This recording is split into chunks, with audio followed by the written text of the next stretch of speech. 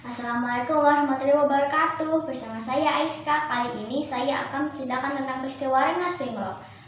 Sebelum proklamasi kemerdekaan Indonesia dikumandangkan, ada serangkaian peristiwa penting yang menyangkut perjuangan bangsa Indonesia dan mengubah sejarah bangsa ini.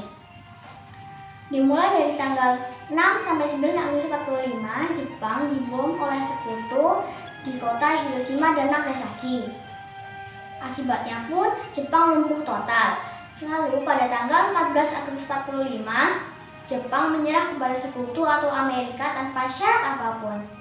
Berita itu pun diketahui oleh para pemuda bangsa Indonesia yang berada di Bandung pada tanggal 15 Agustus 45 melalui siaran radio BBC London. Pada tanggal 15 Agustus 45, Soekarno dan Hatta baru kembali ke tanah air setelah memenuhi panggilan Panglima Jepang untuk Asia Tenggara, yaitu Sarauchi di Vietnam. Para tokoh pemuda itu pun menemui Soekarno dan Hatta untuk mendesak agar kemerdekaan Indonesia segera diproklamasikan. Namun usulan itu ditolak. Kedua tokoh tua itu beranggapan bahwa tidak perlu tergesa-gesa dan harus dilakukan secara terorganisir melalui sidang PPKI.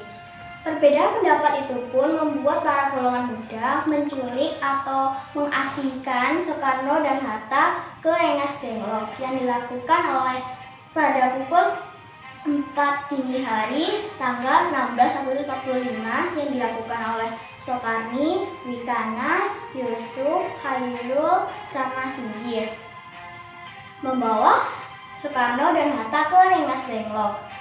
Hal itu dilakukan agar Soekarno dan Hatta tidak terpengaruh oleh kependudukan Jepang saat itu.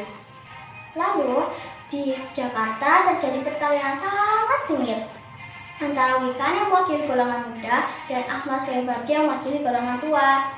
Lalu tercapai kesepakatan bahwa kemerdekaan Indonesia akan diproklamasikan pada tanggal 17 Agustus 45 di Jakarta. Pada pukul 2 dini hari 17 Agustus 45, rombongan Soekarno menuju rumah Laksamana Maida yang terdapat di Jalan Imam Bonjol nomor 1.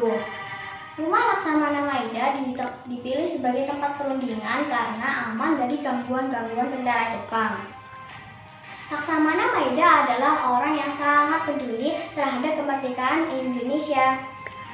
Lalu pada pukul 2 dini hari, Soekarno memimpin perundingan naskah proklamasi tersebut di ruang makan Laksamana Maida.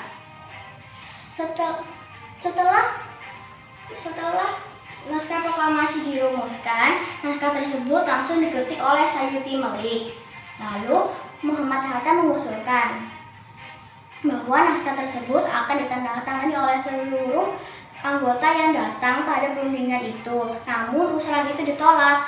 Atas usul Soekarni bahwa naskah tersebut akan ditandatangani oleh Soekarno dan Hatta atas nama bangsa Indonesia. Akhirnya usulan itu pun diterima, disepakati.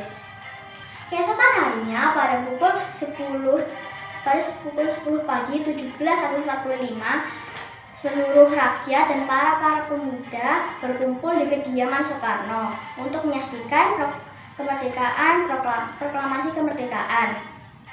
Soekarno pun ditemani oleh Muhammad Hatta untuk membacakan teks proklamasi. Lalu pada hari itulah diperingati sebagai Hari Kemerdekaan Indonesia pada tanggal 17 Agustus 45. Wassalamualaikum warahmatullahi wabarakatuh.